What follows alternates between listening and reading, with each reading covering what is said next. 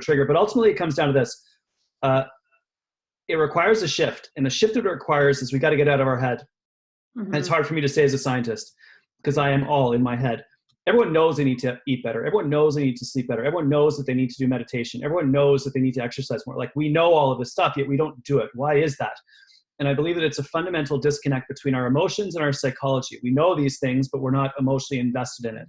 And a great story about this is that I was doing a session earlier this year, and I had someone come up to me after the nutrition session.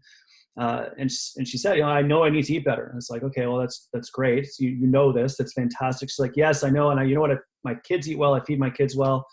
I'm going through a difficult time at home. So my mom moved into the house to see if she could help us. And she's taking care of her mom. It's great. And it's okay. So take care of your kids. Yes. Take care of your mom. Yeah. Make sure that they are eating perfectly. Absolutely. Do you love your kids? Yes. Love your mom? Absolutely. So why are you doing this for yourself? And turns out that she really had a lot of work to do on herself, on allowing herself to feel love for herself. And as soon as she was able to do that, she could feel the same love for herself as she felt for her kids and her mom.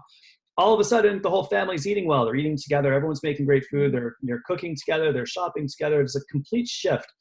But the disconnect was the mind, body, emotional disconnect. We have to have all three. And I think a lot of people know this stuff.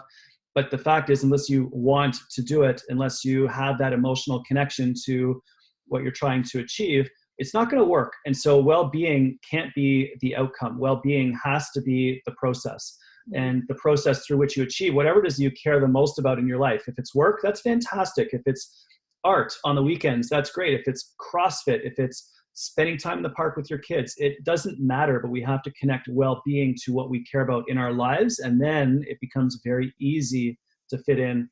And so that's the ultimate thing that people need to do. There's millions of tips that they need to do, but ultimately, once you connect it to what you care about, it becomes so, so, so easy.